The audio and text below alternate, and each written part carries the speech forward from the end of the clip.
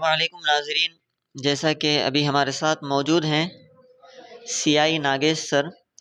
Sir thank you so much, आपने आपके tight schedule में से आप टाइम दिए।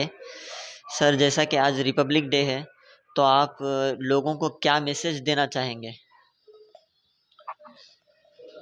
ఈ రిపబ్లిక్ డే సందర్భంగా అందరికీ శుభాభినందనలు.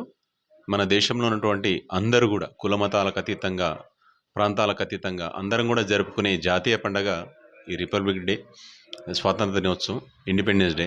కాబట్టి అందరూ కూడా స్వేచ్ఛ సమానత్వంగా ఉండాలి. భారతదేశంలో అందరూ సమానులే.